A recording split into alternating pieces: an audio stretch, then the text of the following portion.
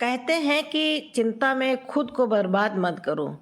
जब गौतम बुद्ध वन में अपना समय व्यतीत कर रहे थे, उस समय तक बुद्ध की प्रसिद्धि दूर दूर तक फैल चुकी थी। बहुत दूर दूर से लोग अपनी चिंताओं और परेशानियों का समाधान के लिए बुद्ध के पास आते थे। ऐसे ही एक दिन जब बुद्ध वन में अपने शिष्यों को प्रवचन दे रहे थे, तभी एक व्यक्ति उनके पास आया, नौजवान पुत्र को अपने साथ लिए हुए बुद्ध की तरफ चला आ रहा था।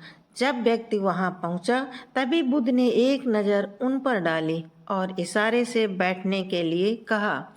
जब प्रवचन समाप्त हो गया और सभी लोग वहां से चले गए, तो बुद्ध ने उस व्यक्ति को अपने पास बुलाया और बैठने के लिए कहा। हरियाली, मौसम सुहाना और तरह तरह के पक्षियों की आवाजें गूंज रही थीं। यही शांतपूर्ण नज़ारा उस व्यक्ति को अंदर से असीम शांति महसूस करा रहा था। इसके बाद बुद्ध ने उस व्यक्ति से आने का कारण पूछा, तो इस पर व्यक्ति ने कहा, तथागत, मैं 2 दिन की लंबी यात्रा करके अपने पुत्र को आपके पास मिलवाने लाया हूँ। यह मेरा इकलौता पुत्र है और यह हर समय शांति और चिंतित रहता है। ऐसा लगता है जैसे कि ऐसा लगता है जैसे इसके अंदर कोई जान ही न हो। इसका स्वभाव भी काफ़ी चिड़चिड़ा सा हो गया है। अगर हम इससे कुछ भी कहते हैं तो यह हमारी छोटी छोटी बातों पर गुस्सा हो जाता है। इसके देखने की क्षमता, इसके बाल भी सफ़ेद पड़ने लगे हैं। इतनी कम उम्र में इतनी बड़ी उम्र का लगना मुझे तो कुछ समझ में नहीं आ रहा। तथागत, मैं अपने पुत्र के स्वास्थ्य को लेकर बहुत चिंतित। मैं अपने पुत्र को वैद्य जी के पास लेकर गया तो उन्होंने कुछ औषधि दी और कहा, अपने पुत्र को तनाव कम लेने के लिए कहो। वह अपने दिमाग में बहुत अधिक तनाव लेता है, इसलिए उसकी ऐसी हालत हो गई है।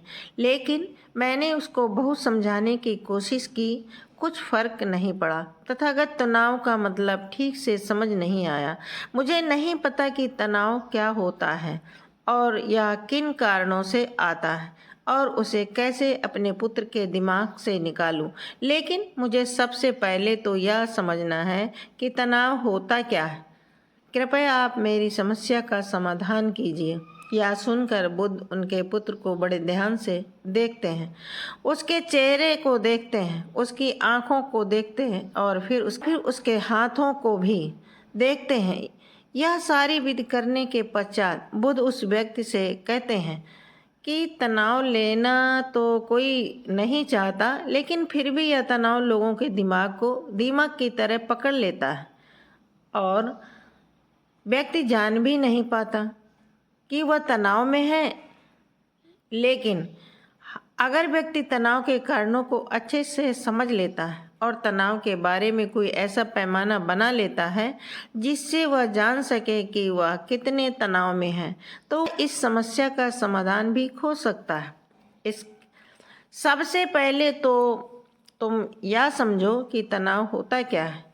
जब भी कोई व्यक्ति कोई काम कर रहा होता है लेकिन उनका मन कहीं दूर भटक रहा होता है, किसी और काम को लेकर कल्पनाओं में होता है, तो उसके शरीर और मन के बीच एक दूरी पैदा हो जाती है। यह दूरी जितनी अधिक होगी, व्यक्ति उतनी ही ज़्यादा बेहोशी की अवस्था में होता है और शरीर और मन के बीच की इसी दूरी और खिंचाव को तनाव का। आखिर कोई पसंदीदा खेल खेलने के बाद व्यक्ति चुस्त और प्रसन्नता से क्यों भर जाता है, जबकि उसने तो शरीर तो थका है। लेकिन समझने वाली बात यह है कि खेलते समय मन और शरीर एक साथ पूरी तरह से उस खेल में केंद्रित होते हैं, जिससे शरीर और मन के बीच की दूरी पैदा नहीं होती। व्यक्ति मग्न हो जाता है खेल में और कोई तनाव पैदा ही नहीं होता। अगर दिमाग में कोई तनाव था तो वह भी अगर दिमाग में कोई तनाव हो भी तो वह भी दूर हो जाता है। लेकिन इसके विपरीत जब हम कोई ऐसा काम करते हैं जो हमें तो हमारा शरीर उस काम को कर रहा होता है, लेकिन हमारा मन कहीं दूर कल्पनाओं में भटक रहा होता है। या तो हमारा पसंद का काम होता है, उसमें लगा रहता है, जिससे शरीर और मन के बीच की दूरी पैदा हो जाती है। अगर तनाव जन्म ले मन के बीच एक दूरी पैदा हो जाती है और तनाव जन्म ले लेता है। इसीलिए व्यक्ति को अपने पसंद का, जिसमें उसका मन लगता हो और एक समय पर सिर्फ एक ही काम करना चाहिए और अपने तन मन की सारी शक्ति उसी काम पर लगा देनी चाहिए, जिससे व्यक्ति के अंदर तनाव पैदा ही ना हो।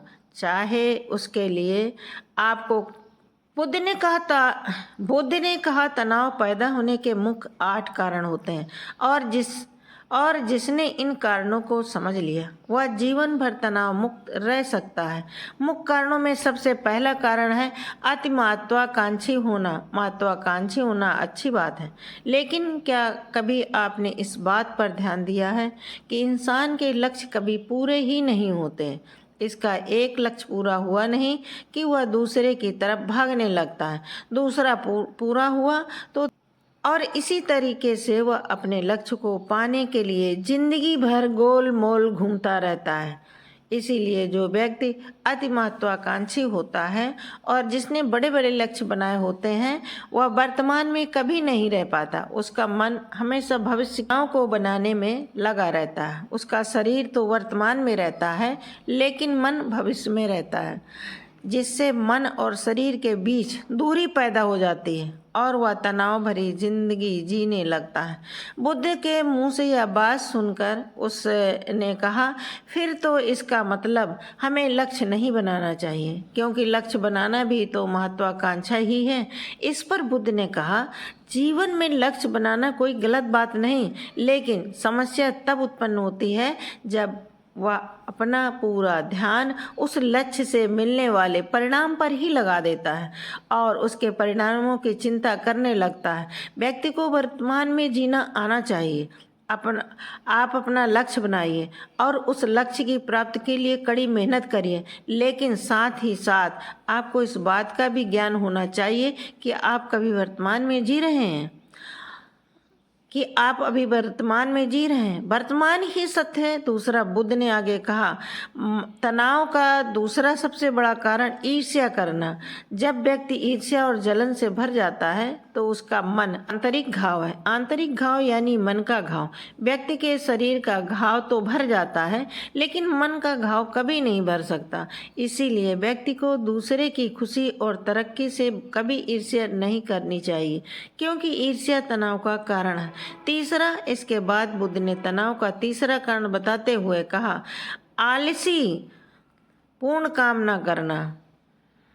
इससे भी मन में तनाव पैदा होता है। जो काम करना हमें पसंद नहीं है, जिस काम में हमारी रुचि, उस काम में हमारा मन लग ही नहीं पाता। हमारा शरीर तो वहीं बैठा रहेगा, लेकिन हमारा मन कल्पनाओं में उड़ान भरेगा, जिससे शरीर और मन के बीच दूरी पैदा हो जाती है और व्यक्ति तनावग्रस्त हो जाता है।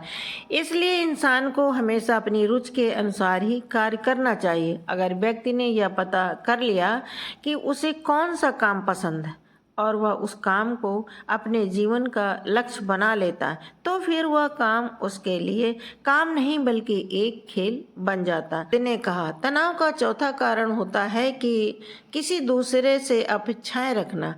बुद्ध ने उस व्यक्ति की ओर इशारा करते हुए कहा, एक पिता होने के नाते तुम्हारी अपने पुत्र से बहुत सी अपेक्षाएं होगी, किंतु तुम्हारा पुत्र एक कामयाब इंसान बने, तुम्हारा नाम रोशन करे, जैसा कुछ चाहते हो उस तरह का जीवन जियो, तुम्हारी हर बात माने। लेकिन क्या आज तक कभी किसी की सारी अपेक्षाएं पूरी हुई हैं।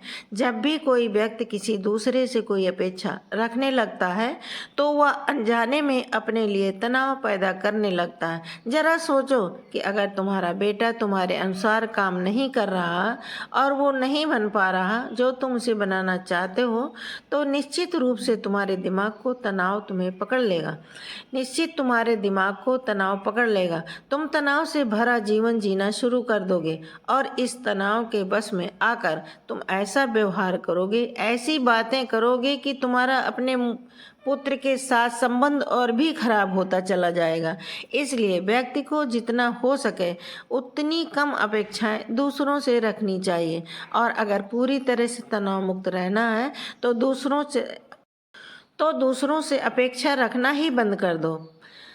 5 शारीरिक कष्ट। इसके बाद बुद्ध ने कहा कि शारीरिक कष्ट भी इंसान के तनाव का एक कारण होता है। जब व्यक्ति किसी शारीरिक पीड़ा से गुजर रहा होता है तो उसका पूरा ध्यान अपने उस शारीरिक दर्द पर होता है और वह पूरे दिन बस उसी के बारे में सोचता रहता है, जिससे उसका मन दुख के विचारों से भर जाता है और ऐसी स्थिति में व्यक्ति तनावग्रस्त हो जाता है। यह सुनो उस व्यक्ति ने कहा, हे बुद्ध, शारीरिक दुख तो किसी भी व्यक्ति को हो सकता है, तो फिर व्यक्ति जीवन भर तनाव में ही क्यों जिएगा? इसका जवाब देते हुए बुद्ध ने कहा कि इंसान को यह बात समझनी चाहिए कि हमारा जीवन दुखों का आधार है। जैसे जैसे हमारा जीवन आगे बढ़ता है इसमें दुख आते हैं, बीमारियां आती हैं और फिर अंत में मृत्यु भी आती है। तो बीमारियां इंसान के जीवन का अभिन्न अंग होती हैं, कोई इनसे बच नहीं सकता। बस किसी किसी के जीवन में या समय से पहले आ जाती हैं तो किसी के बाद में। जब इंसान का मन इस बात को अच्छे से समझ लेगा तो फिर वह आसानी से अपनी बीमारी के बारे में सोचकर ज्यादा तनाव नहीं लेगा, क्योंकि यह हमारे जीवन का अभिन्न अंग है और इसके लिए व्यक्ति को शारीरिक रूप से भी अभ्यास करते रहना चाहिए। अपने जीवन में व्यायाम और स्वस्थ जीवन शैली को भी जगह देनी चाहिए ताकि उसका शरीर लंबे समय तक निरोगी रहकर सही से काम कर सके। छठा तनाव का अगला कारण है अपनी योजनाओं को समझने के लिए समय ना देना। कुछ लोगों के दिमाग में कोई विचार आया ही नहीं, वह बिना सोचे समझे उस पर काम करना शुरू जब उस काम में उन्हें असफलता मिलती है तो वह तनाव से भर जाते हैं, क्योंकि उन्होंने उस काम को शुरू करने से पहले उसके बारे में पूरी जानकारी इकट्ठा नहीं की। कोई भी काम शुरू करने से पहले उसके अच्छे और बुरे परिणामों के बारे में ठीक से सोच विचार कर लेना चाहिए। इंसान को इस बारे में भी सोच लेना चाहिए कि अगर यह योजना सफल नहीं हुई तो फिर इसके बाद मैं क्या करूँगा। इसलिए व्यक्ति को अपनी योजनाओं को ठीक से समझने के लिए पूरा समय देना चाहिए ताकि बाद में उस योजना की वजह से तनाव सबसे बड़ा कारण है। टाल मटोल करना, आज के काम को कल पर टालना। आप लोगों ने यह कहावत तो सुनी होगी कि आलस इंसान के शरीर का सबसे बड़ा दुश्मन होता है। इंसान आलस की वजह से आज के काम को कल के लिए टाल देता है और फिर काम को टालना उसकी आदत बन जाती है। काम को कल पर टालने वाले व्यक्ति का काम कभी भी समय पर पूरा नहीं होता और अगर किसी तरह से पूरा भी हो जाता है तो वह उतना अच्छा नहीं होता जितना अच्छा उसे किया जा सकता था। और फिर यह बात व्यक्ति के अंदर तनाव पैदा करती है। लेकिन काम को टालना या काम को अंत समय तक करना एक आदत है, इसलिए व्यक्ति न चाहते हुए भी बार बार अपनी इस आदत का शिकार बन जाता है और काम को टालता पास हो जाता है तो तनाव से भरकर काम को पूरा करने का प्रयास करता है। इसलिए तनाव मुक्त रहने के लिए व्यक्ति को काम को टालने की आदत छोड़नी पड़ेगी और यह तभी संभव है जब व्यक्ति काम को समय से पहले खत्म करने का निश्चय करे। 8वां तनाव का सबसे आखिरी और सबसे प्रमुख कारण है ज़्यादा सोचना। लगातार सोचते रहना, हमेशा सोचते रहना भी एक बीमारी है। और यह उस व्यक्ति में सबसे ज़्यादा पाई जाती है जो सिर्फ कल्पनाएं करता है, जो अतीत की घटनाओं और भविष्य की बातों के बारे में सोचता रहता है, जो बेवजह के अनुमान लगाता रहता है। इसलिए व्यक्ति को ज़्यादा सोचने की आदत पर लगाम लगाना चाहिए। इसके लिए जितना हो सके खुद को काम में व्यस्त रखना चाहिए और हर दिन ध्यान का अभ्यास करना अपने जीवन का हिस्सा बना लेना चाहिए। बुद्ध के मुंह से यह सारी बातें सुनकर उस व्यक्ति ने हाथ जोड़कर कहा, बुद्ध, मेरा पुत्र तो अभी मात्र 22 वर्ष का ही है, इसमें अभी इतनी समझ भी नहीं, यह आपकी बताई सारी बातों का एक साथ पालन कर सके। आप कृपया तनाव मुक्त रहने का कोई आसान तरीका बताइए, जिससे मेरा बेटा उसका अनुसरण कर सके और तनाव मुक्त रह सके। उस व्यक्ति की यह प्रार्थना सुनकर बुद्ध कुछ सोचते हुए जवाब दिया, और तुम इतनी सारी बातों का पालन नहीं कर सकते, तो इसके लिए एक बहुत ही आसान विधि है। तुम एक बार में एक काम को करने पर ध्यान लगाओ।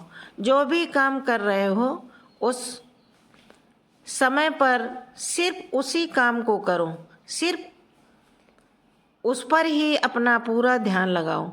और अगर तुम्हारा मन इधर उधर भटक जाता है तो जैसे ही तुम्हें याद आए उसे वापस फिर उसी काम में लगा दो।